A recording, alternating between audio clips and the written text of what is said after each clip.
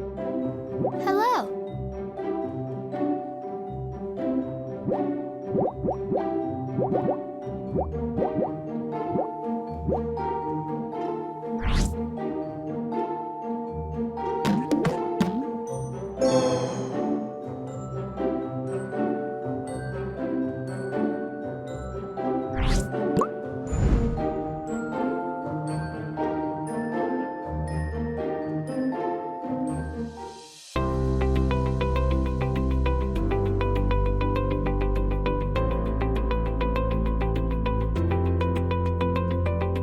The Consensus Conference is a structured way to bring very different people into the same room to deliberate on sensitive or potentially polarizing issues and work out two things, where everyone can accept a statement or what we term common ground, and where they cannot, for now, what we term no-go zones. We recruited a diverse panel of Singapore citizens, permanent residents, and foreigners on an employment pass or long-term visit passes. It was the need to hear more voices. The fact that in social media especially, we're stuck in our echo chambers. We're kind of stuck with hearing the same kind of ideas and we don't learn anything new. I do have a lot of friends from all walks of life, particularly foreigners, as well as locals. So I wanted to be more inclusive, have more interesting conversations with them, especially from different perspectives. It specifically stated that it's going to listen to the views between the foreigners and the local-born Singaporeans and to find out what causes the growing angst that's happening in Singapore towards them. I wanted to be part of the conversation and see if I can help drive change. So this seemed like the perfect opportunity as a foreigner to be part of the entire process. Participants receive an information kit, they read background materials, then heard from an expert and had the time to clarify and ask questions. Then we moved into the deliberation and drafting in small groups and then as a full panel of 24. Participants worked through the draft statements on community life, jobs, education, and finally openness and multiculturalism. Then came the consensus stage. For each statement that participants proposed, they had to respond to the statement, "Can I live with this?" If everyone said, "I can live with it," the statement became common ground, 100%.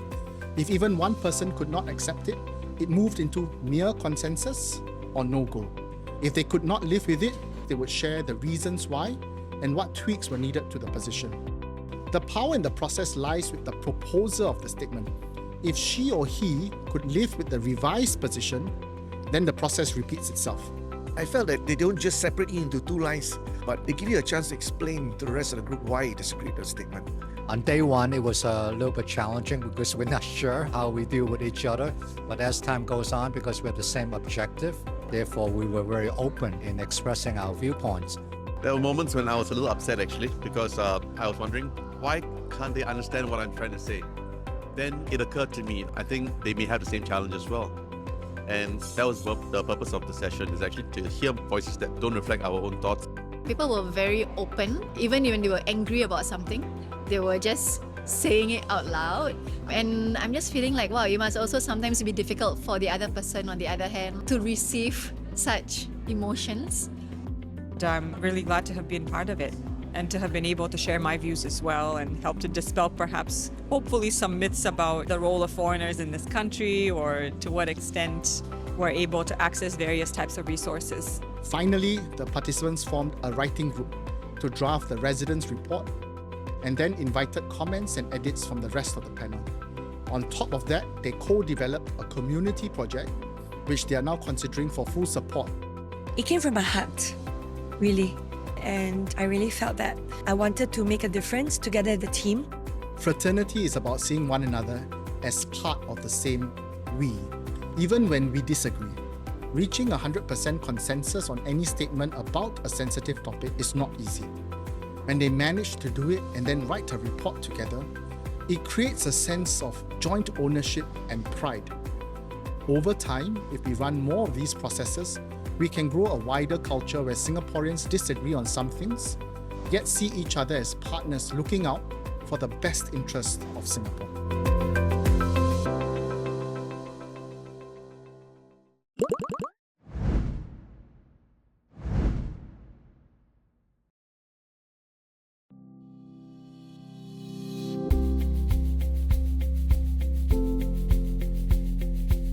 Why reassembling? I suppose the idea is that people might be more comfortable in their existing echo chambers. So if I'm an angry artist, I will talk to other angry artists about how big tech is exploiting us. And then big tech will of course talk to their investors and think about making money. But how often do you get the angry artist to talk to the tech person, to talk to other artists who love AI? We will do polling first. We will ask people about their opinions about AI and its effects. We will also ask them specifically what they think about policy solutions or instruments. We will deliberately choose people who have different opinions and then form small groups out of them. And then based on that small group discussion, we will have a deliberative workshop. They will be tasked with arriving at some kind of synthesis or new idea or how to overcome this issue. And if the small group can achieve consensus within that group, that idea goes back to polling. So we'll poll 600 people, small group of 40 to 100, and then the ideas go back out to polling to the 600.